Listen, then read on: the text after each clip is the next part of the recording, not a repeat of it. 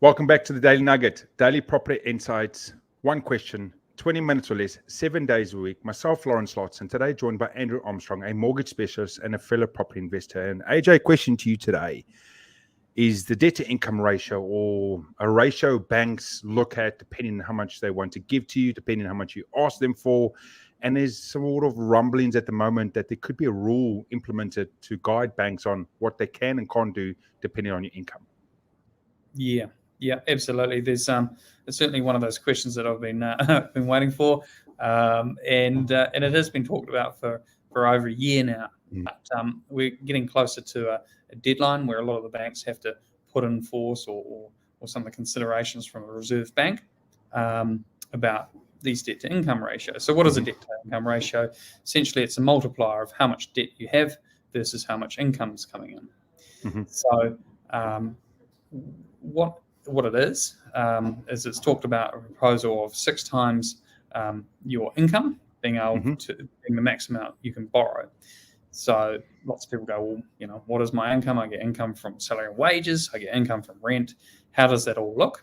And essentially how it may look, again, it's not fully enforced with everyone, or it may be tweaked, but essentially if it's 6 times your gross regular income, so salary and wages, your gross taxable income, and a portion of whatever your, say, rental income is, whatever shading a bank may have, that'll be used to determine as a threshold how much debt you can borrow, despite you being able to, service it or pay for it or so forth. Yeah. And if we're comparing that to the old rules, whereas the old rules might have, been 120% of whatever the minimum threshold of the bank has required you to be, and you still might be that, which is, generally very good. Now, if you fail the debt to income ratio test, even though you would have been a great prospect to the bank, a week or a month ago, they can still go, you know what, the rules, we're going to have to say no this time. So just think about it at the moment. As an example, a couple earns $200,000 combined. That's, a good household income, both couple, husband and wife or partners, or irrespective of what makes up on the gender base, each earn $100,000 a year. Under this new rule set that would come in, again, it's not official, hasn't been implemented, but it's what's been spoken about. The bank would only borrow them up to $1.2 million, 6 times their household income, right? And let's assume they have no other income coming in, just their salaries. So they can take out up to 1.2 million. Now, anyone living in Auckland will know 2 million is not going to buy a lot, if anything. Yes, it will. But if you go and buy a new build in most of the subdivisions, some large scale subdivisions, you're going to be spending that, if not more, easily up to 1.4, 1.5, 1.6 million. So now a household income, a good household income couple, both working from and had in serviceability before, and now might not be able to get that mortgage due to the debt to income ratio changes that they're looking at. And I think this is one of the biggest things that people were worried about, AJ, was that this rule set could actually take out the first-time buyers or the people trying to get into it again, who are struggling the most compared to investors that are already in there. Yeah, it's certainly going to ruffle a few feathers, and it's certainly going to make borrowing a lot harder for those who, again, on usual bank policy, might have been a really great prospect. But now, if they have to play by this DTI rule or debt to income rules, they may have to go, look, this is the max we can borrow. So in your example, it's a $1.5 million purchase. Assuming that we got a 20% or a $300,000 deposit.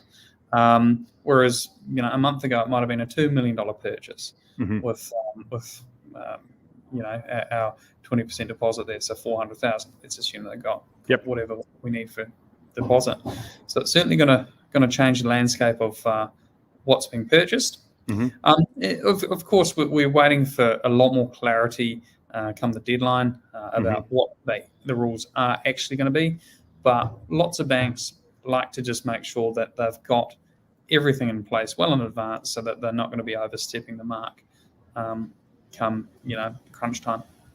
Yep. But from past experience, anyone that's listening or watching, don't expect him to make the right decision. I'm just going to have a sly smile on this at the moment, because fundamentally, this rule change, irrespective of your serviceability of the debt, will make no difference to what it will mean of how much money you can borrow. So at the moment, the main thing is about how serviceable, if you can service the debt you want to take on, and if your numbers add up.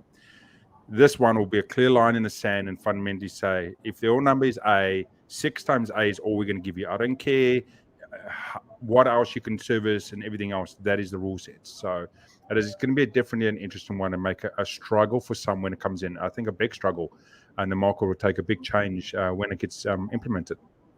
Yeah, absolutely. It's the old blanket rule. No exceptions, I was quoted from one of the lenders. So, which, I guess if that's the rule that the Reserve Bank's going to lay down, then that is the Reserve Bank rules, and the banks aren't going to risk a breach just to allow somebody to buy a house that exceeds that 6-time benchmark. I just want to see what the final rules are, what they're going to put in place in order to be able to go, hey guys, this is where we're at. This is what you can buy. Totally. And thanks for that, AJ, as always. To anyone that has questions for myself or for Andrew, the details will be in the description, depending which platform you're listening on or watching. And as always, thanks for coming over to the Daily Nugget. Daily property insights, one topic, 20 minutes or less, 7 days a week. And as always, hope to see